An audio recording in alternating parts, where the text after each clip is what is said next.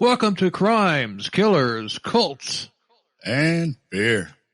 And beer. Yes, sir. Just two crazy Florida men drinking beer and talking about true crime. Because why the hell?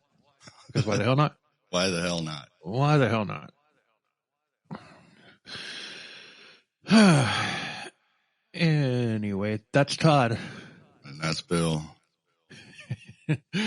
And what are you drinking tonight? I am drinking rum and coke out of my powder blue sippy cup. I am drinking Bud Light out of my brown bottle with a royal blue label. Yes, you are, as always. So, do you have any ado? I do not. I do have ado. Yes, I might have some ado in a couple more episodes, but I don't right now. What could that be? Do I already know? It's possible. It is what it is, and it'll be what it'll be. It just might take a few weeks. That's all. Okay, so I do know what you're talking about. Yeah, okay. I think so. Okay. Well, my ado is I'm writing a book. Yay! Yep, I am. And if you're curious to know what I'm writing the book about, episode 50. It's the Dust Bowl killer, Thaddeus Morton. Yes. I'm writing a book about that crime story. And so, I mean, everybody that reached out to me and, and gave me their opinion on that episode told me, it's like, dude, you really need to write a book about that. Including me. Yeah. I'm probably the first one that told you. Yeah. Well, yeah. You told me on the episode that I needed to do it. So I'm doing it. I've got 2 chapters written, and cool. who knows how long it's going to take me to write it. But yeah, I'm actually pumped and excited to write it. So, hell yeah. So hopefully, I'll join the long list of podcasters that have published books, including like Morbid and Last Podcast on the Left, and yeah, I'm sure there's others. But yeah, we had one on Vic. Yeah, well, he's not a podcaster though. He does interviews. Oh, yeah, that's right. He's not a podcaster. Right. I forgot about that. I don't know the way he has that set up, so I figured he. Well, he does a lot of interviews. Just because he's like a guest on a podcast. I guess, he's a guest. I could make him a podcaster. Yeah. If he's looking on a guest work. Anyway, not the point. A perennial guest. So, but yeah, we're excited about that book. Yeah. Yes. Should I name one of the victims Todd? Why not? Dude, that's what a lot of authors do. Like a lot of the characters are based on their friends and stuff. Why not? Sure. I mean, I could change. Which one do you want to be? Do you want to be the sheriff or do you want to be the doctor? Oh. Or do you want to be the hardware store owner? Oh, let me be the hardware store owner. That would be fun. All right. I'm not going to do anything, but that would be fun. I'm gonna change the hardware store's owner's name to Todd. Wait, did that name exist back in the 30s? Yeah, I'm sure. I don't know. I'll Google it later. Or you can Google it later, and if it didn't, I'm sure it did. It may not have been a popular name, but right. Anyway, I don't know. Find out if it, if it works, it works. If it don't, then don't do it. Right. I'm flexible. So, tonight we're covering the Toolbox Killers. Yes. Hey, did you say who your mentor for the book was? Oh, yeah. No, I didn't. I forgot. Yeah, he called me up last night after I had messaged him telling him I had started the book. He was one of the people that told me to that I should write it. And he was DL Sirius, our guest on, I think it was episode 51. Let's throw back to episode 3.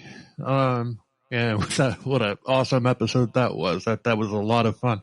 Yes, it was. But he has 4 published books under his belt, and he told me that he's like, I'll help you, but one thing I won't help you on is the writing. You don't need any help with that. Yeah, I'm like, thank you. that was a really nice thing to say. Yeah, it was. Well, dude, he knows. Mm-hmm. He knows talent when he sees it. It's all good. Tonight we're covering Lawrence Bittaker and Roy Norris, the Toolbox Killers.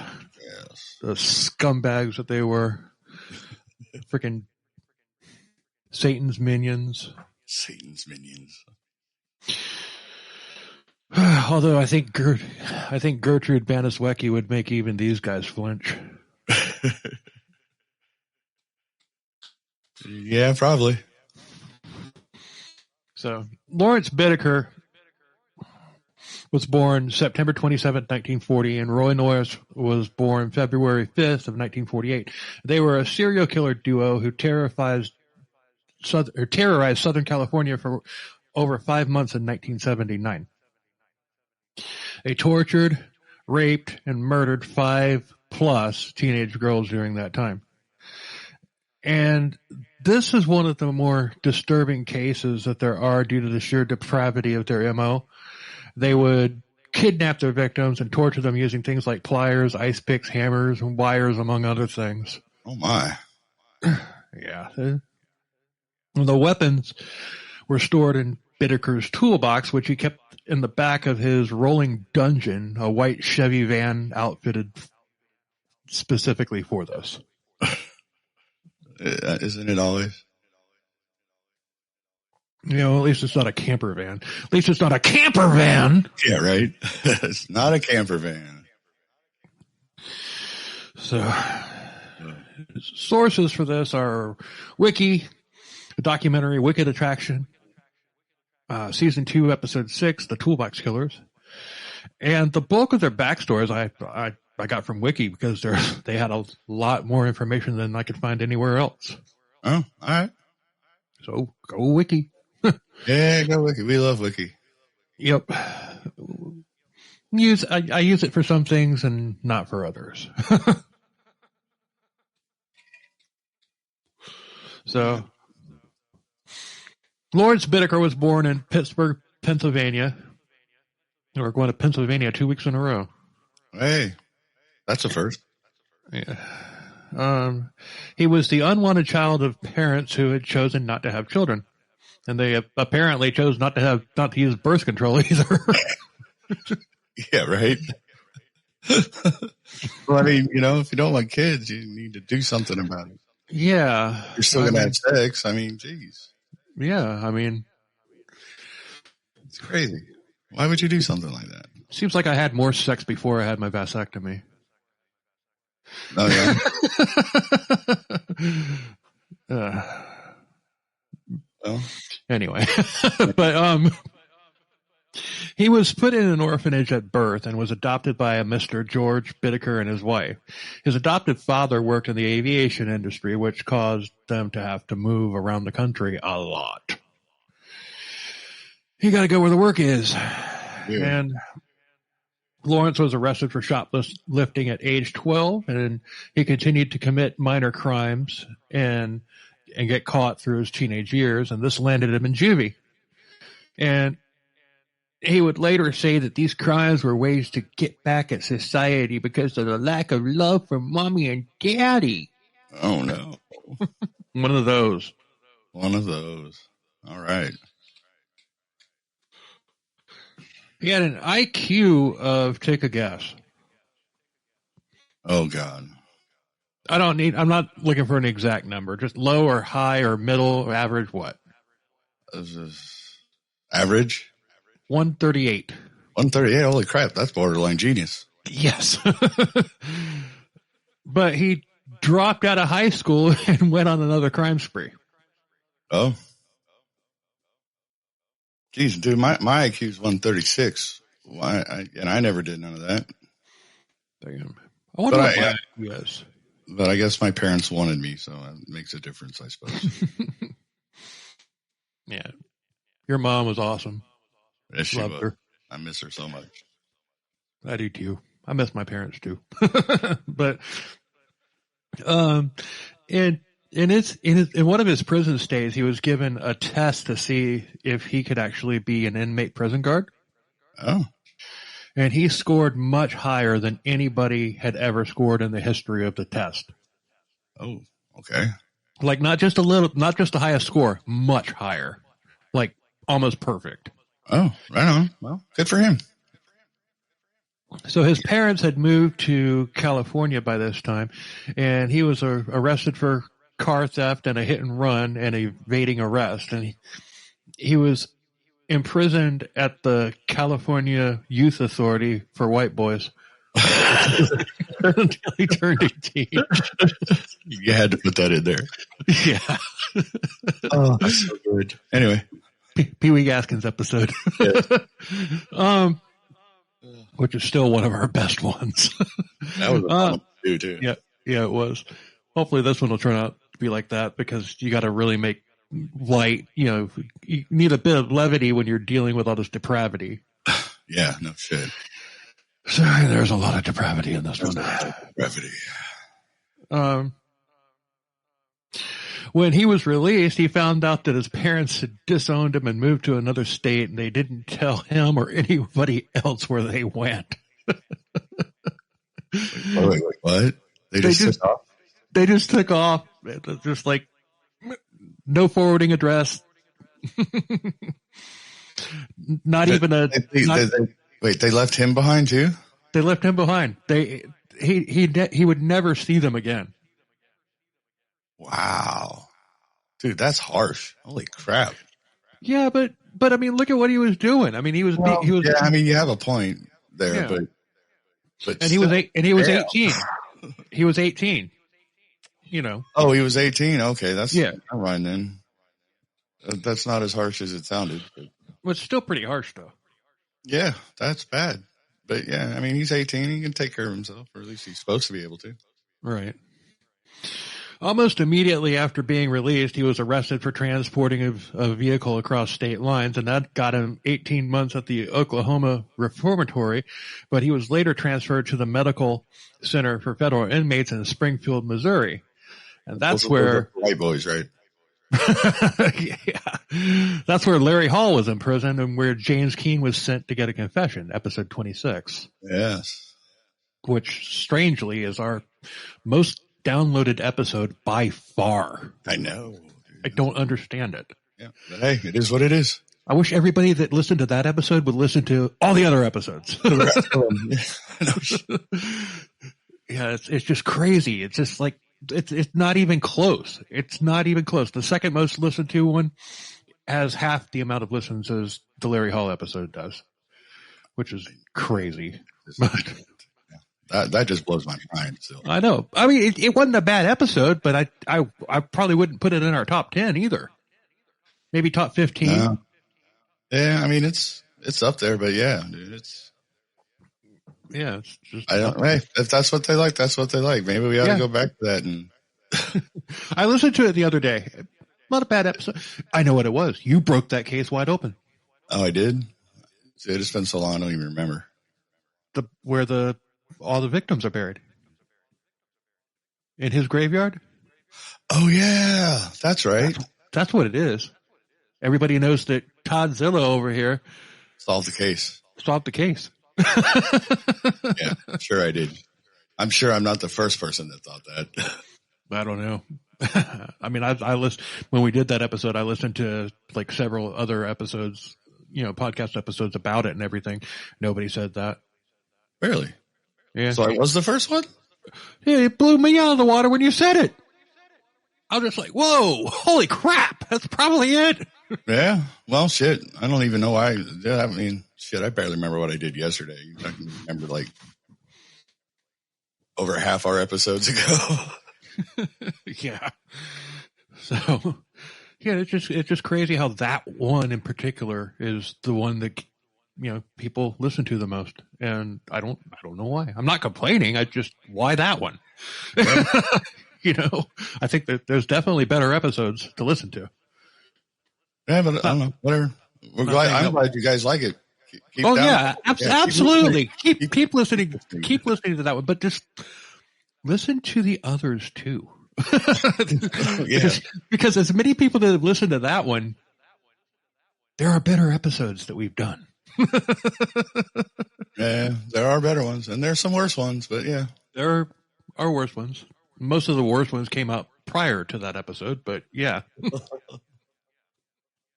Yeah, we found our groove. We're going pretty good now. Yeah.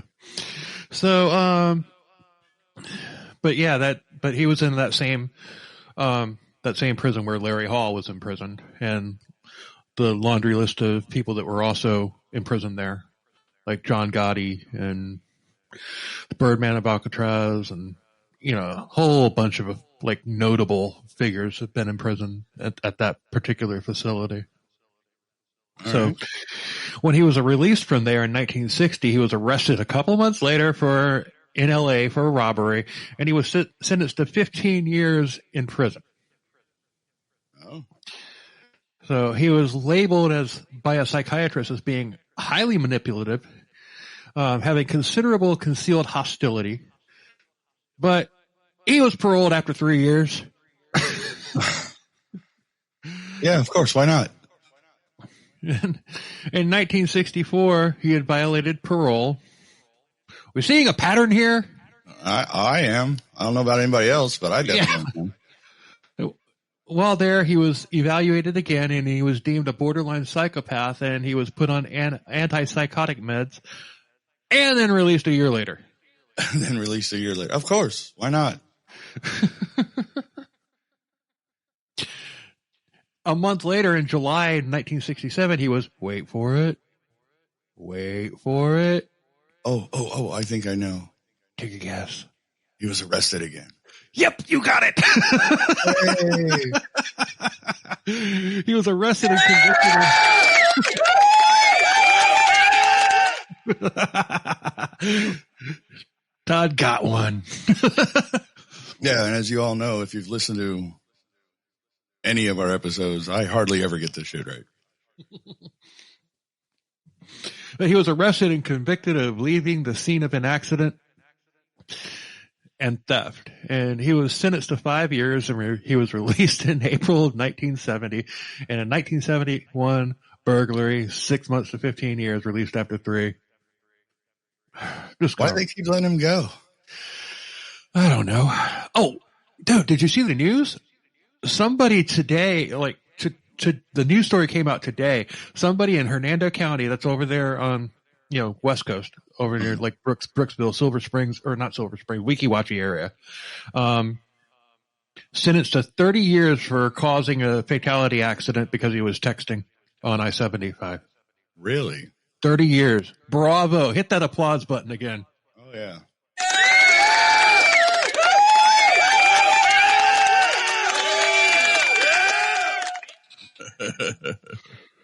Yeah. I mean, I see it all the time. People sitting there, cause I'm higher up than everybody because I drive a semi. I look down and I see just people on their phone. They're not even paying attention to the road and stuff like that. And I see that on the turnpike. I see that on I-75. I see it on I-95 when I'm brave enough to go on I-95. Right? I-95 in South Florida is hell. But yeah, it is. But I-95 up, in your neck of the woods is becoming hell. Yeah, it's gotten a lot worse. That's for sure. But which means they're going to widen it at some point. That's going to make it even more hell. Yeah, if it weren't for all the construction going on, it probably wouldn't be too bad. So they are widening it now?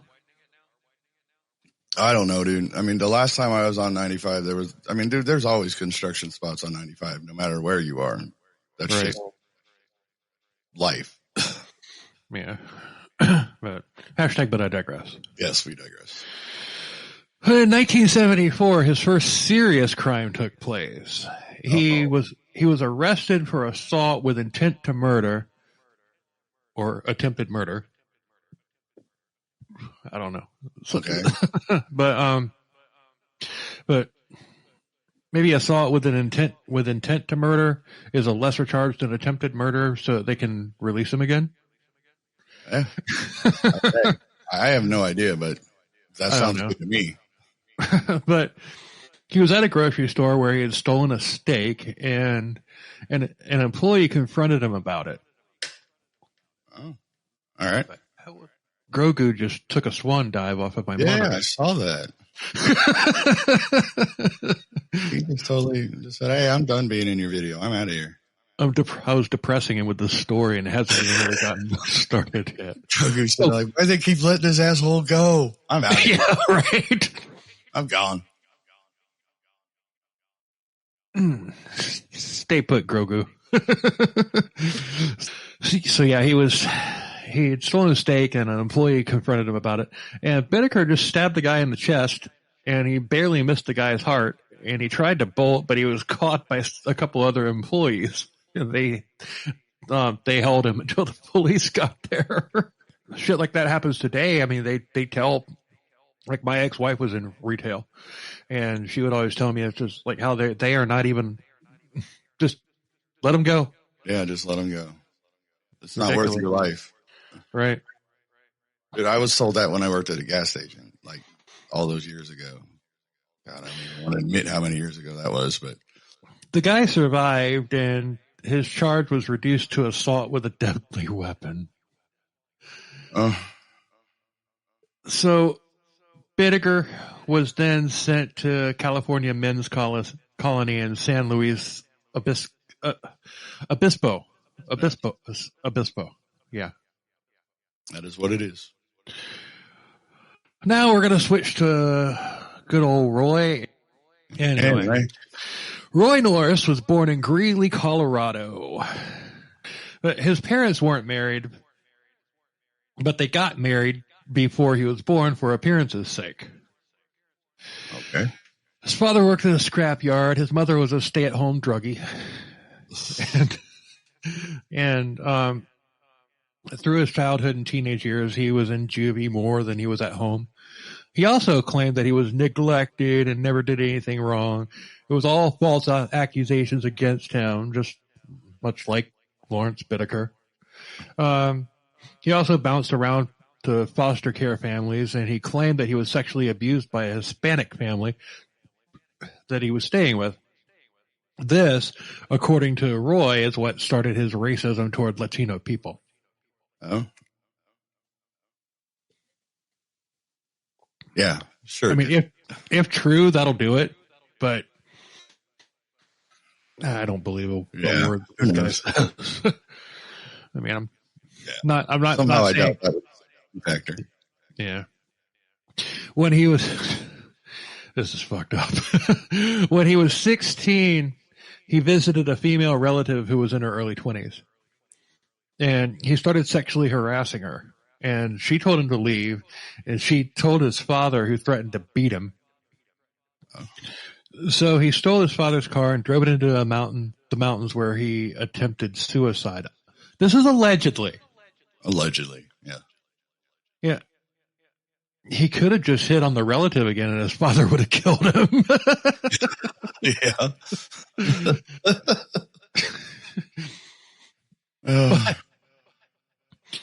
But he allegedly injected pure air into an artery in his arm.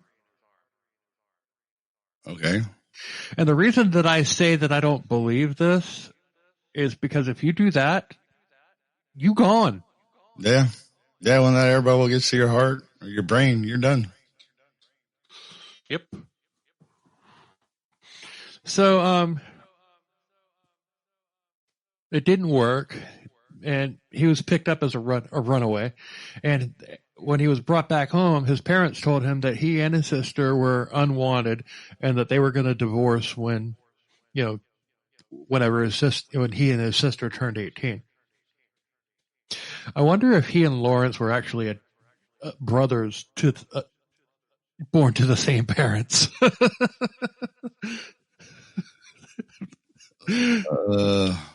That's a hell of a coincidence already, but can you imagine throwing that in? It's like, yeah, right. I wonder if somebody actually did DNA on these two to see if they were related. Probably not. But yeah, probably not. But still, you never know. I just thought it was really fun. I just thought it was really funny because of the fact that both of their parents said that they didn't want them. God. Daddy wasn't there to take me to the fair.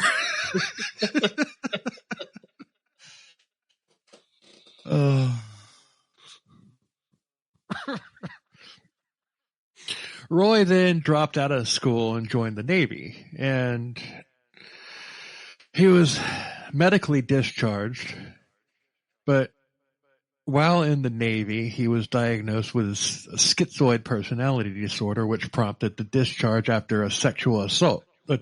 Which prompted the discharge after a sexual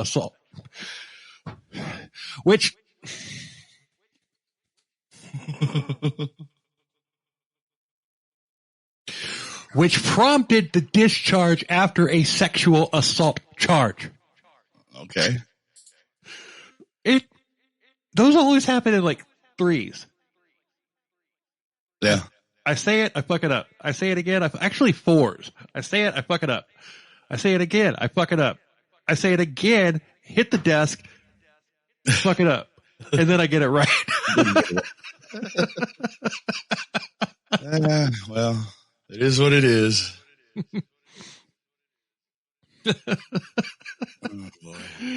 In November 1969, he was arrested for rape, assault, with an attempt to commit rape.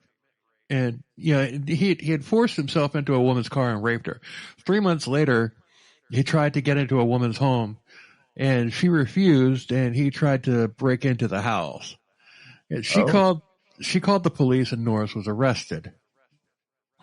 In May of 1971, on bail, he attacked a female student that he had been stalking, and he hit her in the head with a rock, and then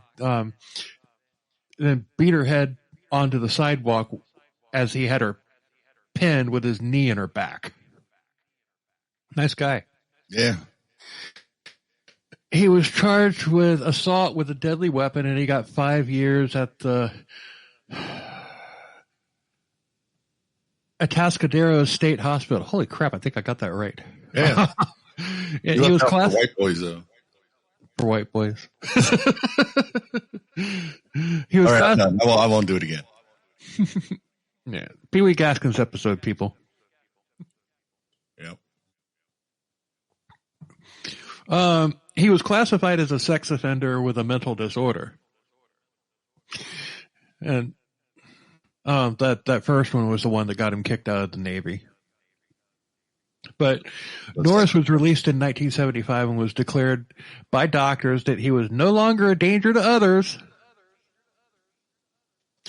I swear these guys, I swear these two were separated at birth. Well, no, because Lawrence is 8 years older.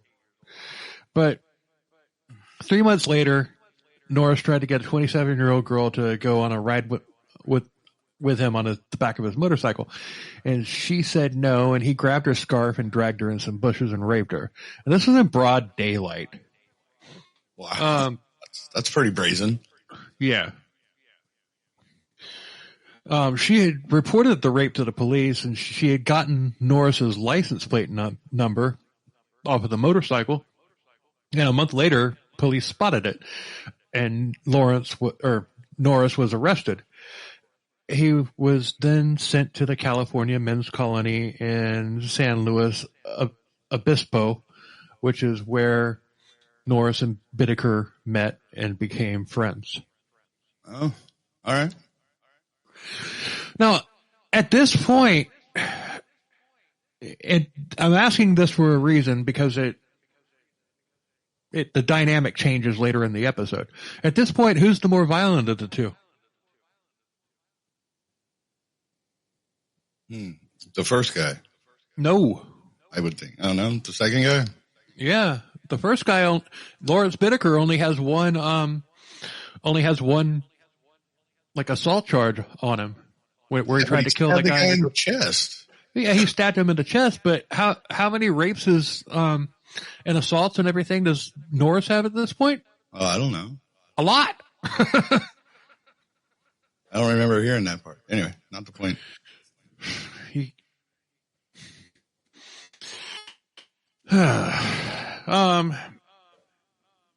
Bittaker protected Norris, and they began to realize that they had something dark in common. They both had a dark passenger. Right.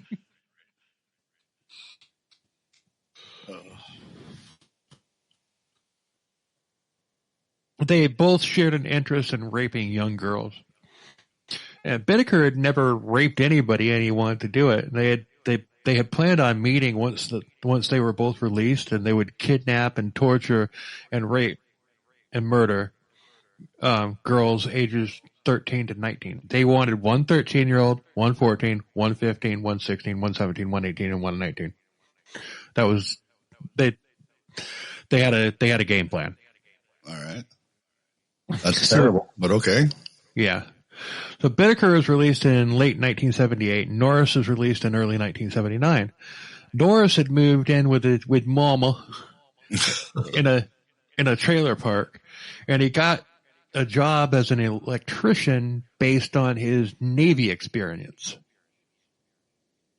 Right. Bittaker had scored a job as a machinist, and he at a aircraft manufacturing company. Bittaker was an ex-con, and he was making almost six figures. Holy crap.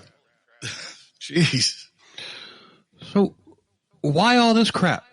Why all this crazy crap? Why? You're doing good. Just do that. I mean, there's got to be something in your mind when, when you're considering doing shit like this. You've got to know that you're going to get caught eventually. Unless you're the Zodiac killer. Right. Oh, dude, like people like me and you, like relatively normal people, would think that eventually we're going to get caught if we did something like that. But I think people that are whatever, like prone to do that kind of thing, probably don't think they're going to get caught, or they don't plan on being caught. Well, look at BTK and the Golden State Killer. Those guys got away with it for years. With BTK, it was his own stupidity, and he just wanted people talking about him again. Yeah. So the idiot got himself arrested. Golden State Killer, it wound up being a DNA, like Ancestry.com that brought him in. Yeah. Because for some reason, when you send your DNA to any of those sites and everything, it's immediately run through the database. Of course it is. With the FBI. And that's what happened. That's what like his daughter or like granddaughter or something, did one of those on herself and everything. And so when they ran it through, it came up as a match to DNA that had been found at some of his on some of his victims. Yeah. And that's how he was brought in. He's one we're gonna cover at some point. But you say that a lot. Well, yeah, I'm planning on this podcast lasting for years. I know, but I'm just saying though, dude. It's like every time we bring somebody up like that, you're like, we plan on doing one about him. Oh yeah, I mean, we're eventually going to do all of it. We do. I mean, I get it. Jeffrey Dahmer is going to be episode eventually. 500. I know. Hey, let's just get to 100 first. We're not that far away. I know, but let's get there first, and then we'll worry about 500. So we're going to skip 101 to 499 and just go right to 500? I know. I'm just being stupid. But I do it so well. Yeah, we both kind of do stupid pretty good sometimes. Yeah. Anyway. So in February of 1979, they reconnected and decided that it was time to strike. They began putting together a very detailed plan. The plan, step one, they needed a van. A 1977 That's GMC. always step one. Yeah. A 1977 GMC cargo van. No windows, with a sliding door on the side, which would be perfect for a quick stretch to get a girl off of the street and go. Bittaker named the van Murder Mac. And Murder Mac, okay. Murder Mac. You know, Mac is a truck, you know, brand of semi, you know, so that was his reasoning. And also the Hillside Stranglers, they had a van that they had also named. So Bittaker was paying homage. AKA, he was not original. Yeah, he's just being a copycat. Yeah.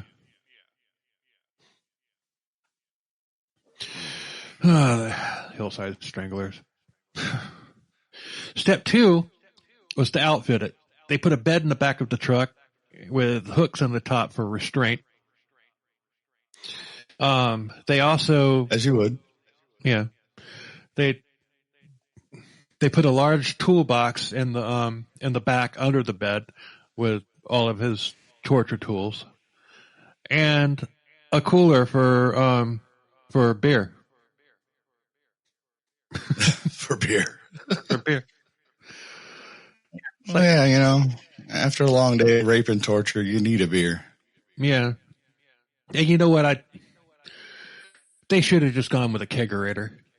I mean, they've got all this other shit in there. Why not put a kegerator in there? Yeah, right? Why not? Oh, boy. Kegerator. The kegerator? All right. Yeah, that's good. The kegerator and the Murder Mac.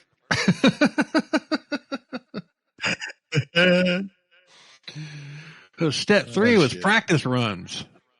Practice runs. From February to June of 1979, they picked up over 20 hitchhikers and did literally nothing with them other than drop them off where they wanted to go. So they were working on their game to get people into the van. Okay. Yeah. Bittaker was also in good with young people, mainly because he had drugs and alcohol. And plus, they were very friendly on the surface, and they would take pictures with girls and pretended to be pro photographers with Polaroid cameras. With Polaroid cameras. Yeah, I'm a pro, but here. The worst pictures ever made. Polaroid camera. I'm a professional photographer. Look at my Polaroid. They make ads that are like, they're like, professional modeling photographer, instant results. Instant results. Oh, God. Oh. Yeah. Obviously, before, I mean, now you actually can get pro results instantly. You just have to look at it on a computer screen, like a laptop or something. Yes. But back then, it was just a Polaroid camera. Just a Polaroid camera. That's all we could afford. Yeah. But plus, during that time, hitchhiking was normal and considered safe, despite many active serial killers who preyed on them, including the Hillside Stranglers, Kenny Bianchi, and Angelo Buono. Ed Kemper, Patrick Kearney, William Bonin, Randy Kraft, and others. Our buddies Mental Illness Theater are doing like a 4 or 5 part episode on Randy Kraft right now as we record this. Oh, cool. Yeah. I'll have to listen to that. He's a nasty one. I think they've done parts 1 and 2, but they, with either 2 or 3 parts coming. It's interesting. I mean, when they do a deep dive, they do it as good as anybody. So, I mean, they do it as good as, like last podcast on the left or something like that. I mean, they're go listen to Mental Illness Theater. Our buddies. We love those guys. They're great. Yes. So they have the best name. I always say that, but they do. I know. Mental Illness Theater. That is the best name for a true crime podcast ever. So, but step 4, they needed a private, out of the way place. So they found a fire access road in the mountains, and Bittaker cut the lock that was on its gate and replaced it with one of his own. So they were set. I see. With their test runs down, it was time to take the Murder Mac out for its maiden voyage. Its maiden voyage. They got it used. I don't know. That just was funny to me. It's this maiden voyage, but they got it. Yeah. They bought it used. It was 2 years old when they got it. They bought it. So it's a van, dude. It could have been. Never mind. Well, those old American cargo vans would run for forever. Oh yeah, back in the day when they made shit to last. Yeah. So they drove up and down the street searching for their first victim, and they came across 16-year-old Lucinda Schaefer. Her grandmother had dropped her off at a church. We're not going to the age order. Huh? Well, you said they wanted the 13. I figured they would go in numerical order, but how are they going to know? I guess go through their. How old are you? I don't know. Yeah, right. That was just their plan. Anyway. That was just their plan. It was kind of like a scorecard system for them or whatever. I mean, I don't think they would pick somebody up and be like, "How old are you?" "I'm 15. We already got a 15-year-old. Pull over, let her out." I don't think that. Yeah, you're right. I didn't think about that. Yeah. That wouldn't stop them. As long as they got one of each eventually, that wouldn't stop them. Never mind. That was their ultimate goal. But but her grandmother had dropped her off at a church event, and Bittaker and Norris were drunk and they were partying, and they saw her. And Norris noticed her and said to Bittaker, "Hey, there's a cute blonde." So they pulled up to her and they asked her if she needed a ride. She said no. And then they asked if she wanted to get in and smoke some grass with them. Because that's what they called weed back in the 70s, grass. Oh, yeah. And she said no to that as well and kept walking. But these two clowns don't take no for an answer. They pulled up ahead of her. And then Norris got out of the van and opened the sliding door, and pretended like he was working on it. Ching, ching, click, click, click, click. This door, I'm going to get this door right. I'm going to get it fixed there, Lawrence. I'm going to get it fixed. Yep, I'm going to, yeah, I mean, it was closed perfectly, but I just opened it, but I'm going to fix it.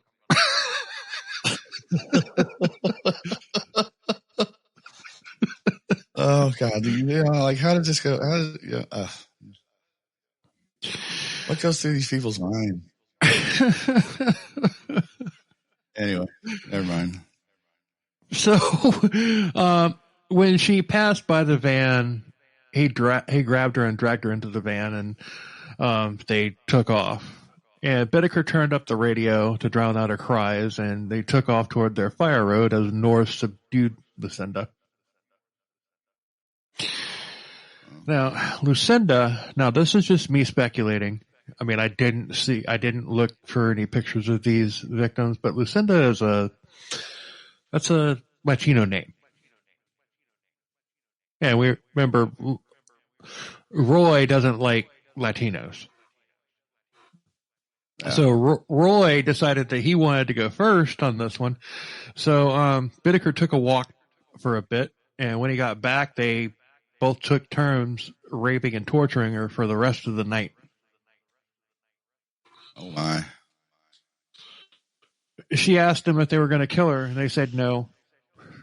She didn't believe them, and she asked if they would let her pray before they killed her, and they did not let her. They dragged her from the van and... Huh? I just said, she asked if she could pray, and they said they didn't let her. I said, nice guys. Yeah, nice guys. You could have let her. I mean, shit. Anyway. Well, it was about power and domination and humiliation as much as it was about sex. Well, yeah, you're right. So they dragged her from the van, and Norris tried to strangle her, but he threw up. And Bittaker took over and strangled her by twisting a coat hanger around her neck with vice grips. Like, yeah. So once dead, they threw her into a canyon, and they just left her there. And Bittaker said that the animals would, quote, eat her up. Yeah, that's a definite possibility.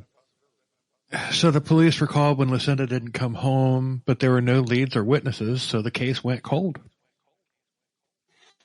On July 5th, 1979, they decided it was time for, Murder Mac to take another road trip.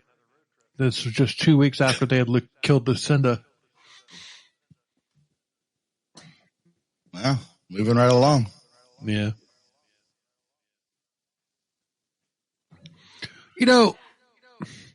It should be pointed out that most men, if they have a vehicle that they name, they usually name it a woman's name. Yes, they do. You're right about that. Mac? That's not a woman's name.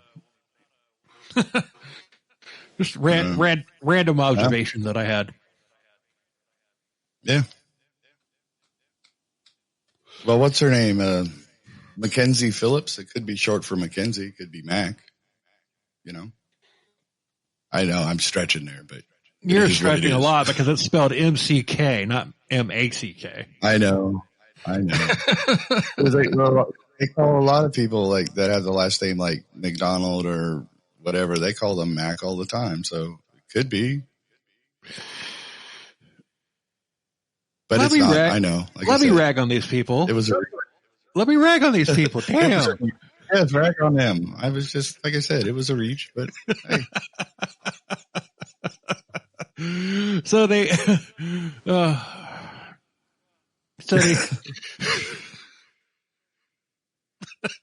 Sorry. Not sorry. Oh, God. Deep breath. Deep breath. You're not going to derail me on this episode. If anything, I'm going to get you. Payback for last week. Oh, wait, that wasn't last week. That was the previous week. Yeah, I still owe you, bitch. You got me pretty good last week, I thought. No? I don't remember. Something else. It don't matter. I literally edited that episode like immediately after we were done with it, and I haven't touched it since. I'll listen to it tomorrow when I'm on my way down to Miami. So, right on. They spotted 18-year-old hitchhiker Andrea Hall, and they picked her up. And Norris was hiding under the bed so that she would think that Bittaker was traveling alone. Hall was one of the thousands of people who had came from the Midwest out to California to try for a better life. She was having a hard time over there I think she was from Ohio. She was having a hard time there, and she figured that she could do better in California. And she hitchhiked a lot, but she had no idea where she could just put herself by accepting a ride from these chuckleheads. Yeah. Bittaker, this is sadistic. Bittaker asked her if she wanted a drink, and she said yes, and he told her there was a cooler there in the back. So she went back there, and that's when Norris pounced, and she fought him, but he ultimately subdued her, tied her up, and taped her up.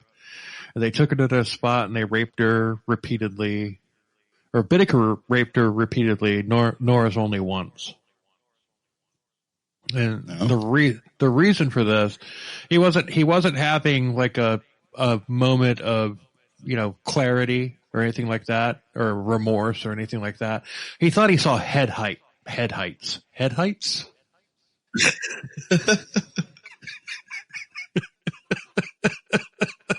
Head heights. Oh God. Oh, Jesus. Head heights. He thought he saw headlights, so they drove deeper into the hills. Bittaker dragged Hall into the bushes while Norris drove to a store to get more liquor. He obviously wasn't too concerned about the head heights. No, the head heights definitely weren't bothering him. No. The head heights.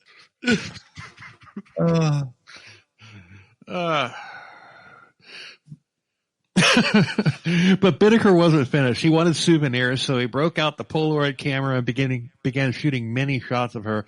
He forced her to perform oral sex on him, and he was taking pictures. He was telling her to scream and make it look good. He's also demanding that she give him reasons why he should let her live. So psychological torture on top of physical and rape and eventually murder. Nice guys, these fuckers. Yeah. Yeah, real nice guys. So, bet their parents are so proud. Yeah. Well, no, they weren't. I know. Both disowned. Yeah, I know. That's why it was. Okay. And rightfully so. Bittaker told her that her reasons weren't good enough, so he jammed an ice pick into her ear, followed by the other one, in which he stomped on, and then he strangled her to death. And because ice picks to both ears would have done the job. She was still alive, but I mean, really, because that always kills people in the movies. Well, it makes you brain dead. I mean, you're gonna die from it, but not immediately. It just makes you brain dead. Oh, okay. So he then threw her body off of a cliff near where he had dumped Lucinda Schaefer's body. Andrea Hall was also reported missing, and once again, there were no leads or no witnesses, and it seemed like they had come up with a foolproof scheme. And really, I mean, think about what I've said. It does seem like they came up with a foolproof scheme. Yeah, it does. Minus the head height. Yeah, minus the head height. Look at the head heights. But they laid low for about 2 months, letting things cool down for a bit, maybe because of the head heights. Yeah, that would do it. That would make me want to lay low. The head heights. But then they decided that it was time to go hunting again, and this time they escalated. Their depravity escalated with each one, but this time they grabbed 2 girls instead of 1. They thought that they were untouchable, and driving through Redondo Beach, they spotted 15-year-old Jackie Gilliam and 13-year-old Leah Lamp. And they were hitchhiking to the beach, and they pulled up to them asking if they needed a ride, and the girl said yes and happily got in.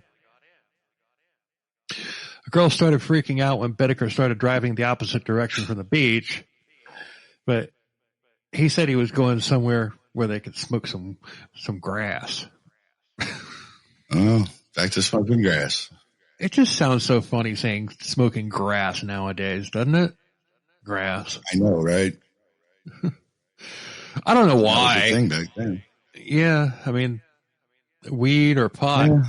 It was the same thing as weed or pot, like nowadays. But Yeah. he pulled into an abandoned park, and Norris had a sock full of BBs, and he hit Leah with it as hard as he could in the head and knocked her out. He then started trying to subdue Jackie, but she managed to get the door open, but Bittaker hit her hard in the head, knocking her back into the van. They weren't careful, and there were two people playing tennis who had heard the commotion, and they started walking toward the van. Bittaker told them that she was just having a bad acid trip and she would be okay. They then drove off to their killing place. Neither of them were interested in Leah because they thought she was overweight. They just wanted Jackie. They kept the two girls captive in the mountains for 2 whole days, but Bittaker had a new idea. Building on his souvenirs with the Polaroid, he brought out a tape recorder and recorded Jackie's rape and torture. Yeah, and he wanted it documented that he had raped a virgin because both of these girls were virgins. They told him that. Wow. Oh, man. That's, oh, God. Yeah. So, you think that's sick? Buckle up. Oh, I'm sure it gets worse. I was going to say, I'm sure it gets worse, but yeah. Damn. But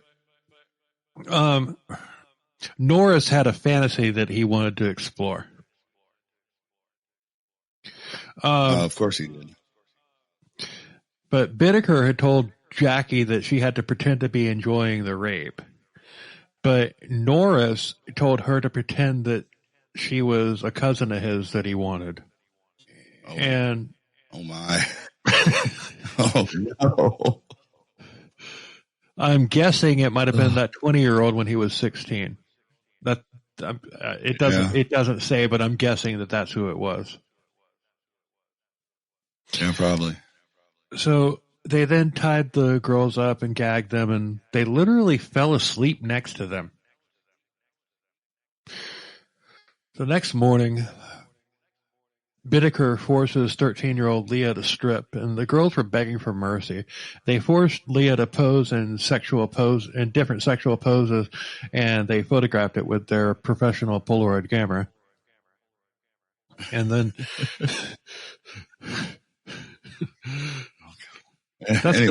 that's going to become a recurring thing that I make fun of, like camper van. Anytime it comes up, it's good. But they then tied her up again, and then they went back to Jackie. And then they escalated their depravity with the tools. Bittaker stabbed Jackie's breast with an ice pick and then ripped part of her nipple off with pliers. And, ow. Yeah, ow, very much ow. And then he pushed the ice pick into her ear and strangled her. For Leah, remember, she was the 13-year-old that they considered overweight. So they didn't deserve their freaking meat whistle.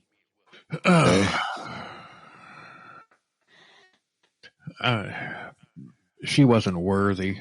But fuck off, guys. I mean, seriously, Anyway, fucking sucks. I'm glad I told you this was a rough one going into it, and I'm doing my best to kind of, it's just like I could go into the gory details and everything, but I think what I'm doing is enough. I really don't want it. Definitely. I really don't want a repeat of the fucking Satan episode. No, which it could have happened if I had gone into like all. I'm giving you what you need. Yeah. Well, not really need, but I'm just Well, you know what I mean. yeah, I do. Anyway.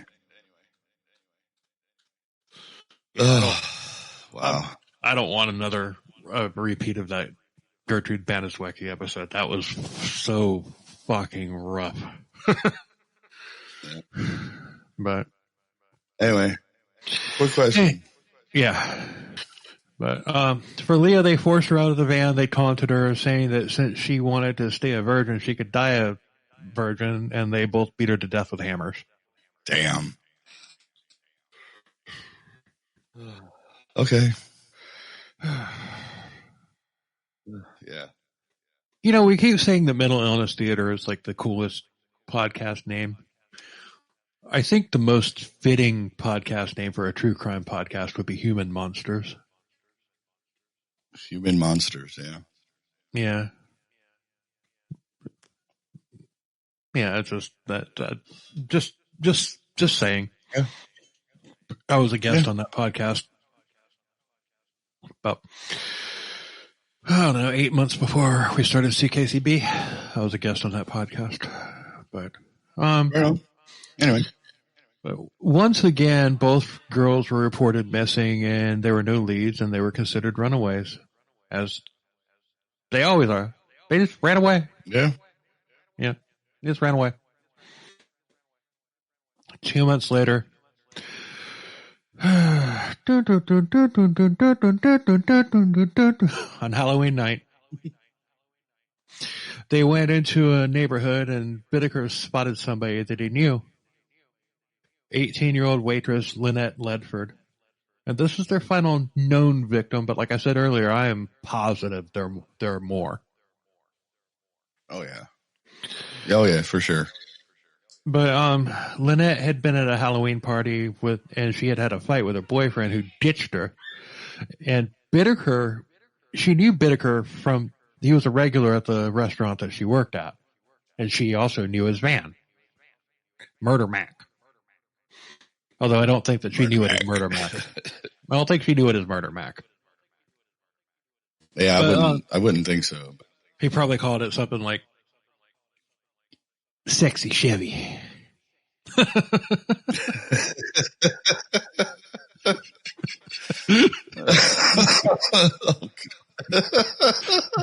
Got him. Oh, man. Yeah, you got me.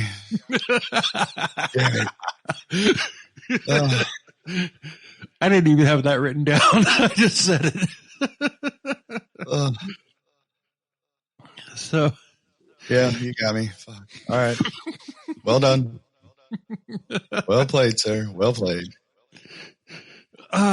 She flagged them down, and they, of course, picked her up. But Bittaker didn't want to drive to their spot. Yeah. But Bittaker didn't want to drive to their spot. And I'm assuming,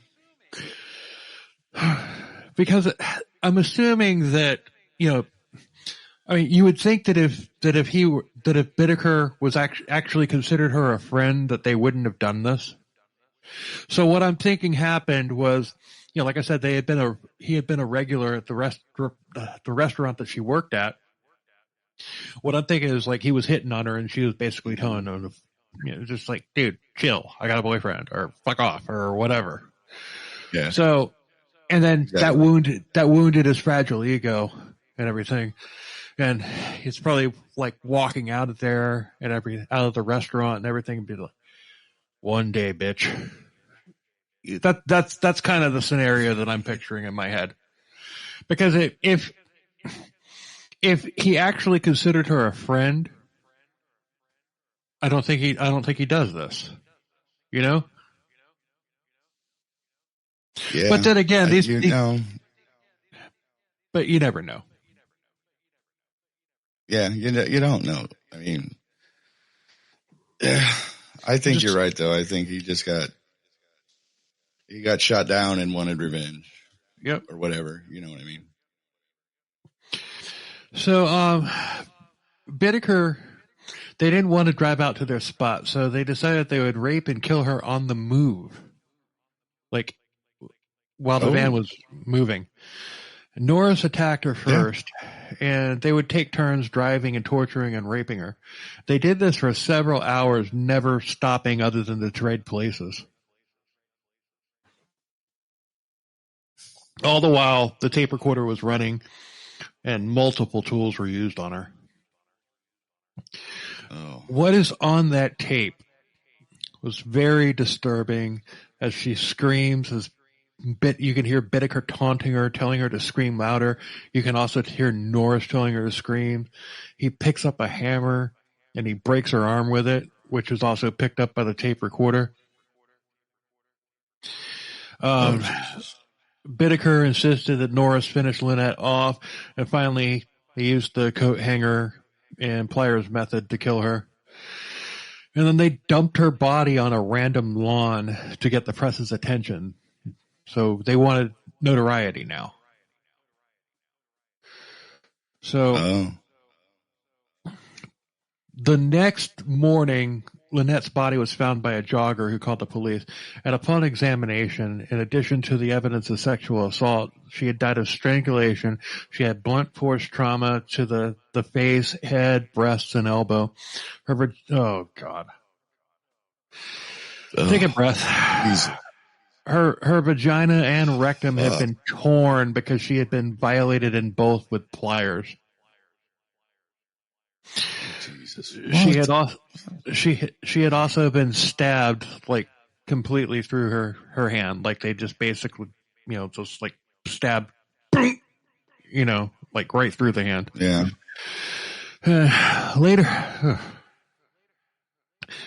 See, I don't know. I'm not a killer, and I'm never going to be one. But I just can't see them escalating the way that they did on these 6 different instances to the level of depravity. There were more victims. Yeah. Yeah. And I don't even know what to say. But there had to be more. Mm-hmm. So later in court, that tape was played, and Bittaker said that it was just a recording. It was just a recording of a threesome that got a little rough.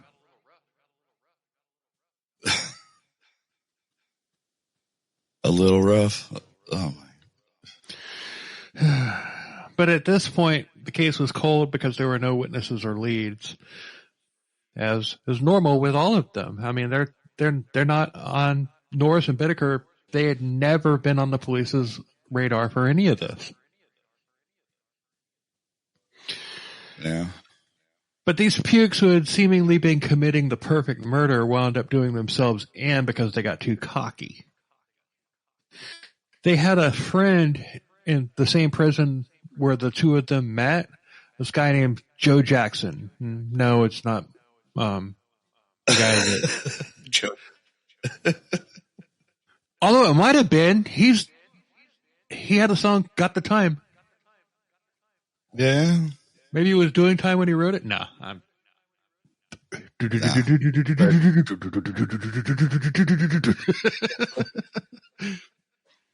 Anthrax's cover of that is incredible. I know, that's the only version I know. I don't ever think I've even heard the original. I've heard it a couple of times. It's not that different. Anthrax didn't really do much other than... I'm going to have to look it up.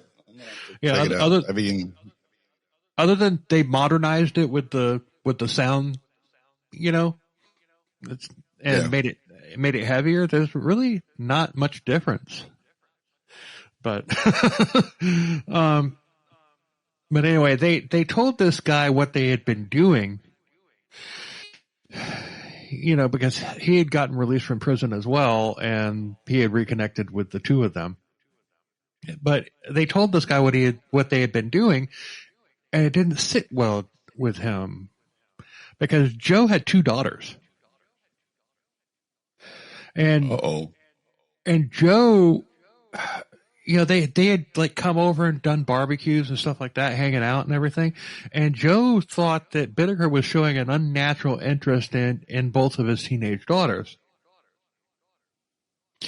So he went to his attorney and told him what was going on and that he wanted to help put a stop to it. So Joe and his attorney, they went to the police, and Joe recited everything that Bittaker had told him, along with the fact that Bittaker was fixating on his own daughters, or on Joe's daughters. Yeah, row raggy. So Joe also mentions the van, which rung a bell with the police because a woman had reported being kidnapped and raped by two men in a silver GMC van. They're getting closer. Yep. And by the way, GMC and Chevy are the same thing.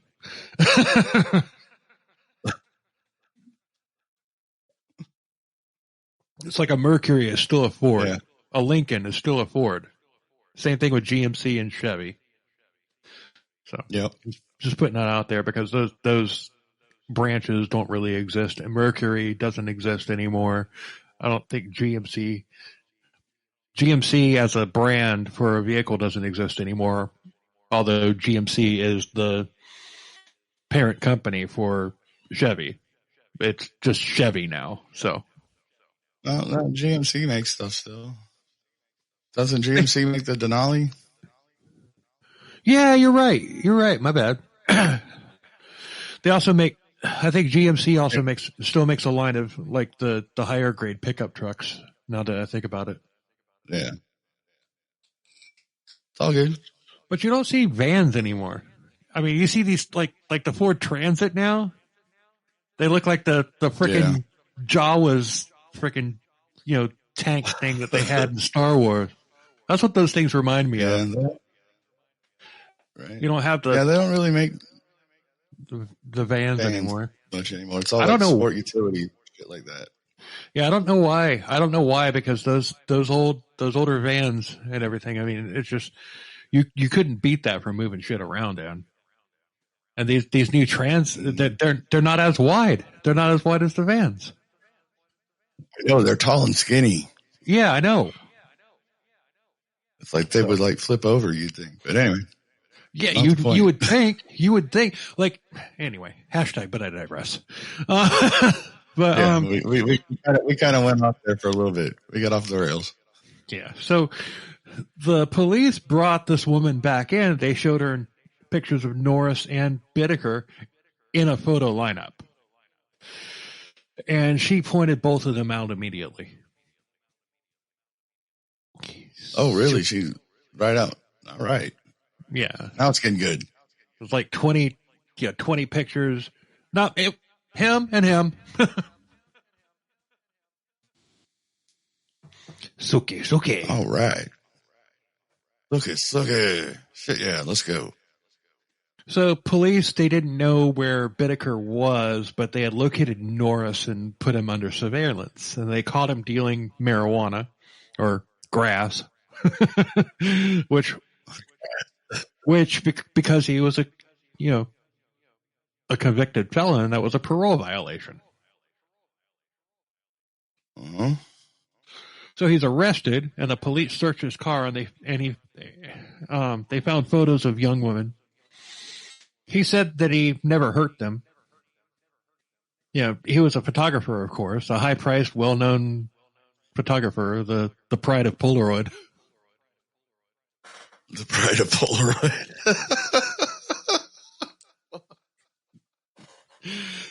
Got him again. Got me again. The pride of, dude, that's a t-shirt. The pride of Polaroid. Actually, it won't be a t-shirt. I can see that getting us into trouble. Yeah, right.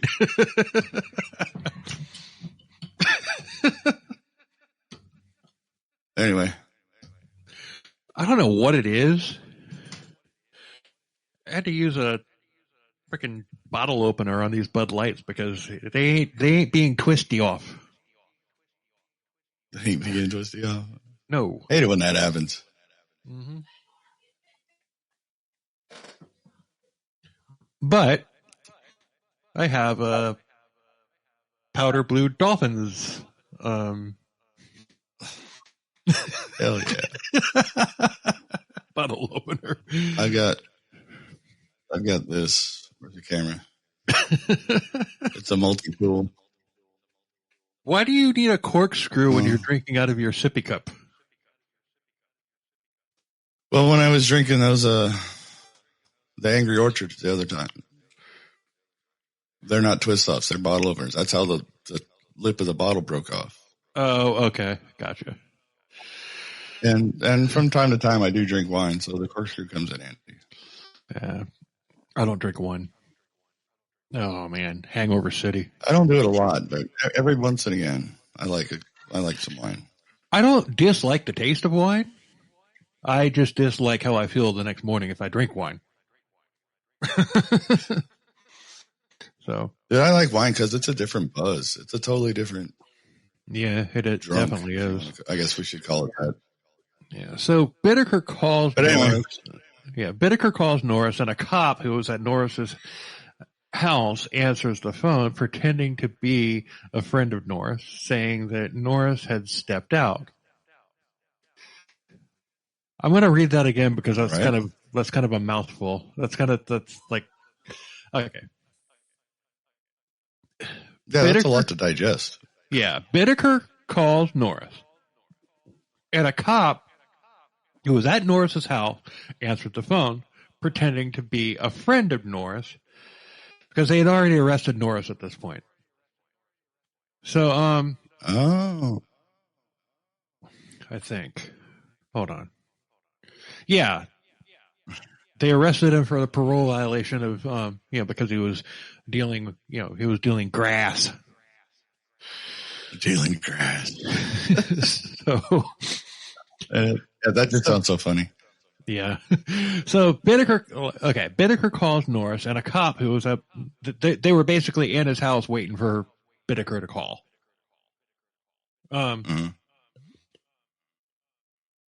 So a cop who was there he answers the phone pretending to be a friend of Norris, saying that Norris has stepped out. But Bittaker realized that it's a trap. It's a trap. Oh, yeah, that's great.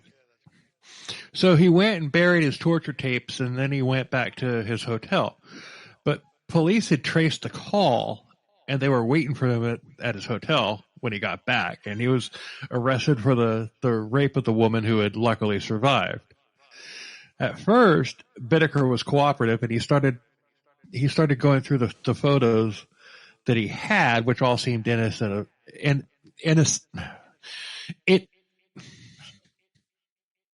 Innocent. And next time I do this, next time I trip up, you go 1, 2, 3. Start counting off. Yeah. All right. It's going to be 4 every time. So at first, Bittaker was cooperative. He started going through the photos that he had, all of which seemed innocent enough. I mean, Bittaker and Norris both said that they had no clue about the missing girls. And of course he had gotten rid of all the crazy shit because like I said, he just buried it. So, basically the pictures that he had were just pictures of them hanging out with girls and stuff like that. But when they searched the Murder Mac, they found photos of women in distress along with jewelry from victims, a list of police broadcasting frequencies, along with the torture tape of Lynette Ledford, which Bittaker had misplaced. It had fallen down behind the bed or something like that. All right. You think that's something you would go out of your way to find? No shit. Everybody who had heard the tape said that it was the most horrific thing that they had ever heard. Now, I have not heard this tape, and I don't want to hear it. But, when you think of, beheading videos that came out from, Al-Qaeda, journalists like Nick Berg or whatever, I remember seeing that, and that stuck with me for a long time. That I was just, that was... Yeah, they sawed that man's head off with a freaking dull knife. Yep.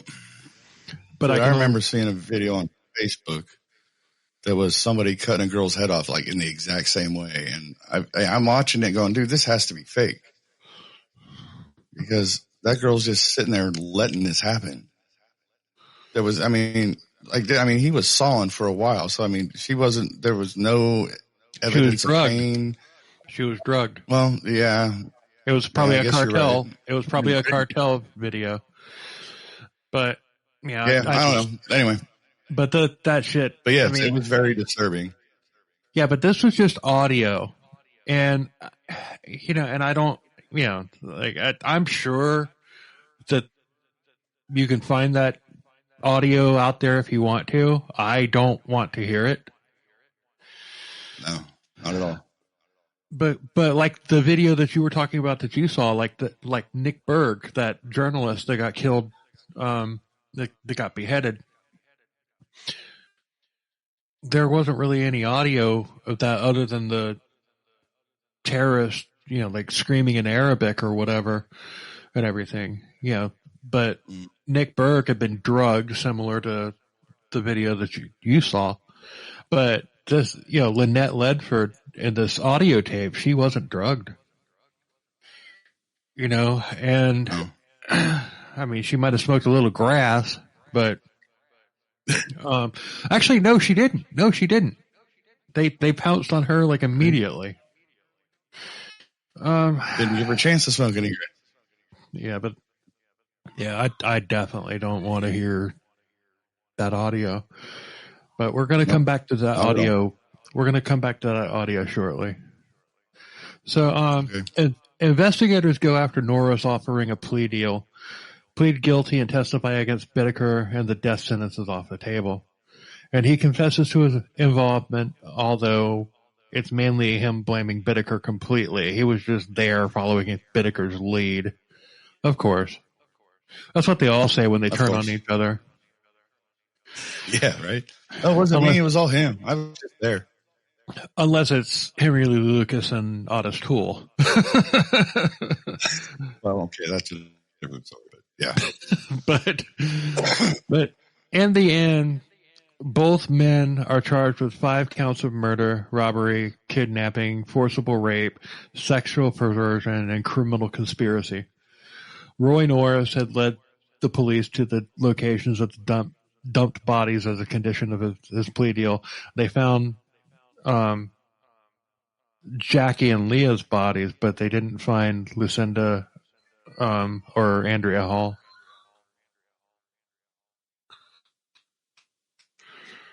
Yeah. Okay. The mountains of California. Bittaker was right. The animals got them. Yeah, they probably did, no doubt. On January 18th of 1981, Bittaker goes on trial. Psychologists diagnosed both men as having antisocial personalities who treat other human beings as objects. Bittaker, of course, claimed innocence and later wrote 2 studies on his own psyche. He did it. Oh my. Okay. I mean, I don't even know what to say to that. It's the typical. I mean, I didn't put anything in the notes and everything because you know what it is. It's just him blaming his, Mom, Daddy wasn't there to take me to the fair, and like I said earlier. Yeah. That's all it was. He's blaming everybody but himself. For the way he was. But he didn't kill those women. No, of course not. But what really did them in was the tape. The audio tape. The cassette. Yeah. It was played in court.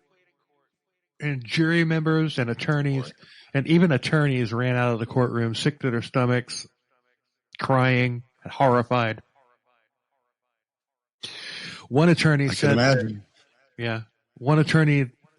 that if you ever wondered what hell was like, that tape was it. Lynette Ledford had died in hell at the hands of the devil. Oh, damn. Yeah, like I said, I don't want to hear it. I do not want to hear it. But that tape is still to this day used in FBI training to desensitize new agents to the horrors of the job. Wow.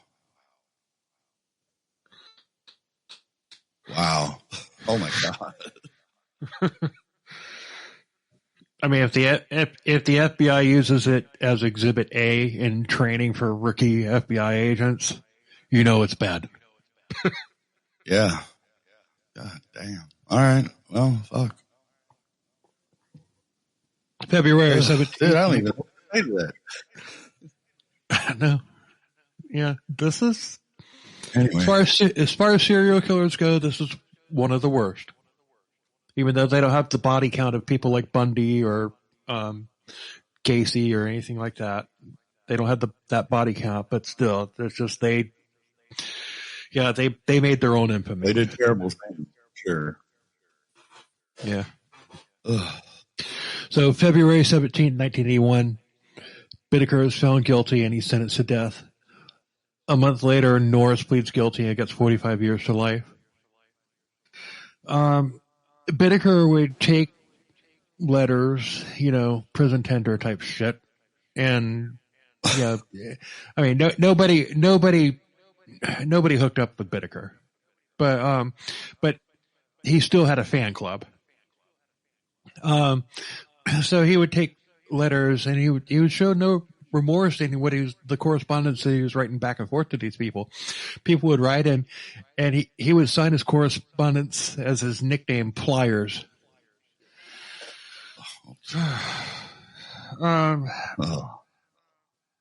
He died on December 13th, 2019 in San Quentin on death row of natural causes. And, the more we get into this and everything,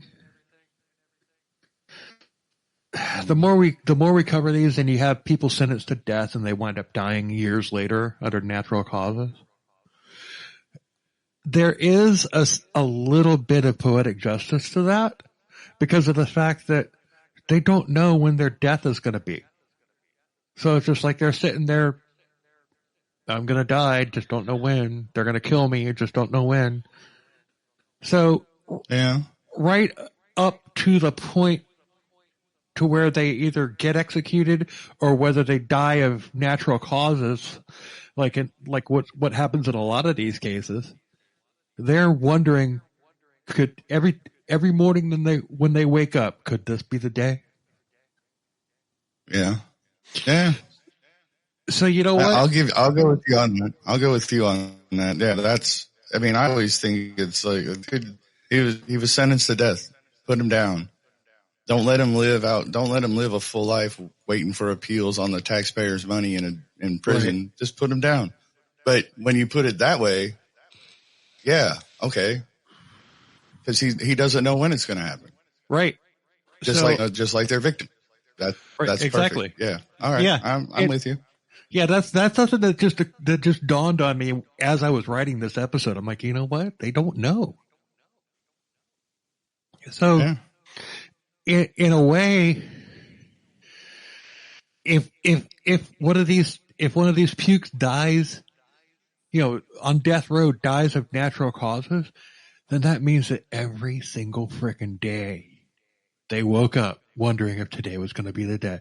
And you know what? There's something very satisfying about that. Yes. And there totally is. 100% right. All right.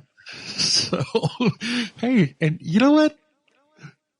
Some of the perks, some of the added benefits about being, about being a true crime podcaster, because I never would have come up with this. Yeah, right. I always thought it's like, why do we let these people sit on death row for 20, 30 years? It's psychological torture and they deserve every fucking bit of it. Yes, absolutely. Like BTK. You've totally changed my mind about that. Yeah. My mind was recently changed. But BTK, he's going to die in prison and he knows that. He doesn't have to wake up every morning saying, could today be the day? Because he was sentenced to life in prison. So, so he doesn't get that, although he fucking deserves it. That's true. Anyway. Hashtag I digress, but not really. So Roy Norris died February 24th of 2020 at California Medical Facility in Vacaville, California, also of natural causes. I hope he got COVID. I hope he died of COVID. But I'm sure he did. Whether he did or not, I'm sure he did. Yeah. Oh shit. Yeah. I picked up what you were throwing down. But I figured. the California Medical Facility in Vacaville, California, that's also the facility where Ed Kemper is being held to this day. Oh. So that's it. That's all I got. All right. Yeah. That was intense, but thank you for making it not more intense than it needed to be. Yeah, I learned my lesson after the Gertrude Satan episode. I mean, I'm not going to do that again. I'm really not going to do that again. That was rough. But thanks for listening, everybody. We appreciate the hell out of it, and and follow us on the socials and everything. Rate, review, interact with us, and we'll give you a shout out and everything. But if that goes to everybody, we're not just gonna shout out the people that tell us that say cool things about us. Everybody, as you found out last week. So, but seriously, we love doing this. We love the fact that y'all are listening and everything. We're growing podcast, but damn, we want to interact with you on social media. We want to have fun and all that stuff. I go on like, social media of like other podcasts and everything, and they've got like people talking back and forth about the episodes and stuff like that. I want that for us. And you know what? Some of these podcasts that have all this like superior, like serious interaction, the host doesn't even get into it. It's just there. Yeah. We're going to be there. Y'all start getting that shit going on our socials. We're going to be there, like shooting the shit with you. Oh yeah, for sure. So, anyway, until next week, later. Cheers, everybody.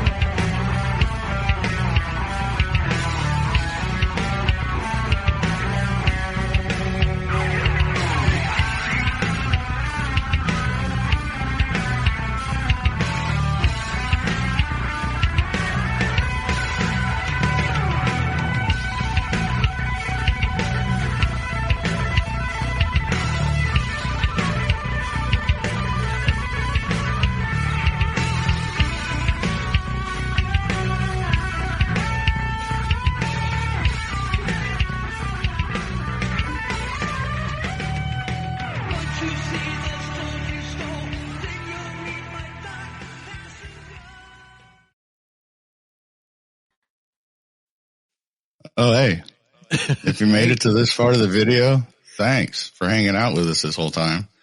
And please like, subscribe, share if you like it. Anyway, we'll see you later, everybody.